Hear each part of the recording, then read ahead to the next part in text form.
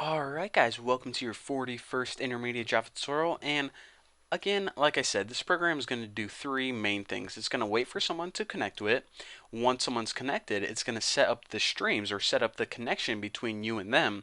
And the last thing it does is it runs the program while you are chatting, allows you to communicate with one another. So I think the easiest way to teach you guys how to do all this is just to do it in order.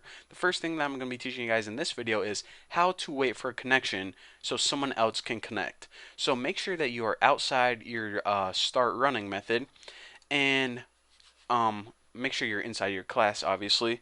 So this method is basically going to wait for connection.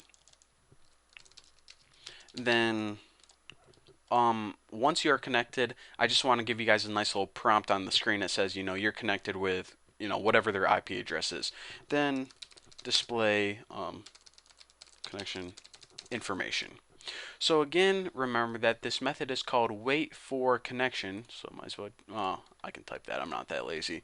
So private void wait for connection, and it's not going to take any parameters, and what it's going to do is it's going to throw an IO exception.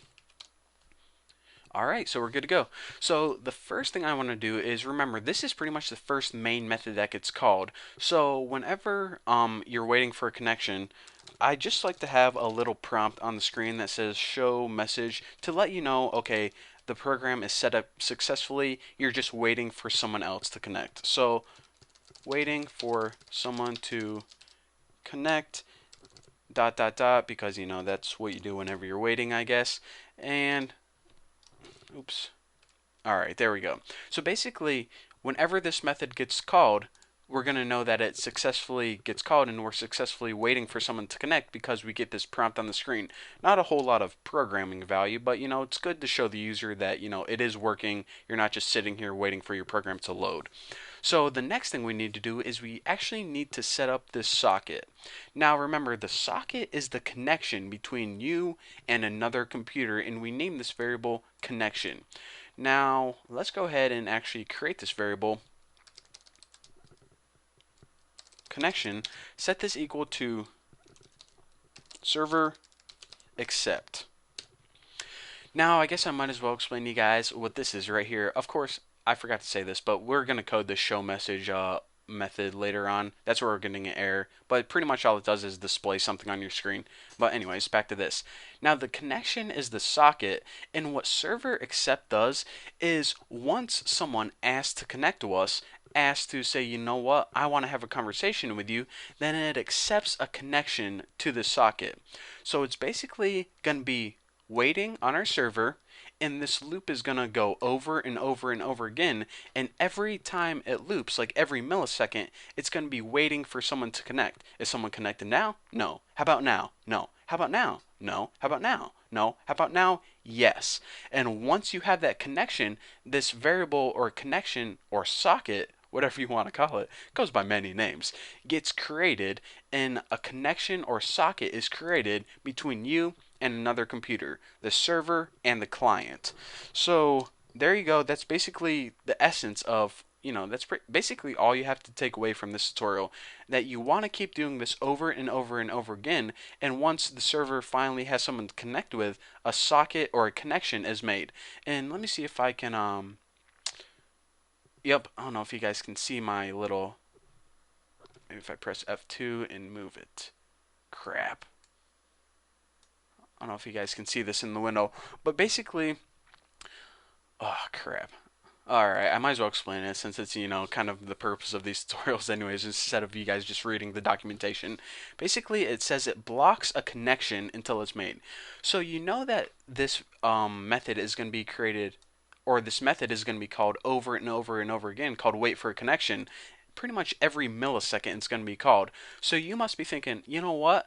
Does that mean that every millisecond is going to create a socket that it's just going to be like an empty socket that connects to no one. Well, no, it doesn't. The only time that your server is able to create a socket is if it's actually connected to someone. So it's not going to create, a billion empty sockets and then one time it connects to someone, keep creating them again and again and again. It's only going to create a socket one time, and so it's not really like a variable where if you loop it over and over and over again, it's going to create 100 different variables. It only creates this connection if it's connected to someone. So, that's a thing that a lot of people ask me on my forum, so I thought I might as well just go ahead and explain it now. So the next thing you need to do is now that you're connected to someone, let's go ahead and just put another output message. Too lazy to type it. And I know I didn't put Control C, Control V. I know about it. I'm just too lazy to, type with my left hand from time to time. So we'll just say once you have a connection, now connected to, and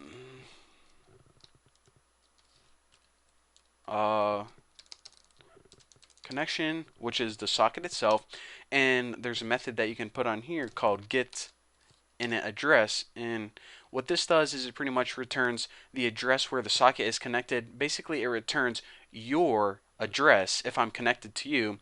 And the last method called get host name is the host name, pretty much the IP address, but it actually converts it to a string, as you can see, because this show message is only going to be able to, accept strings. So, if your IP address is, 123.4.5.6, it's going to say, okay, now connected to 123.4.5.6. That's all. So basically, that is the end of, this program. Basically, wait for a connection, which is the first method that we have to build. Is the first time it gets called is going to give you a nice little prompt on the screen that says, you know what, all you're doing right now is waiting for a connection. It's going to wait for someone to connect, and once they finally do, a socket is going to be created. And once a socket gets created, it's going to say, okay, now you are connected to 456.7.8.9 or whatever the heck your IP address is.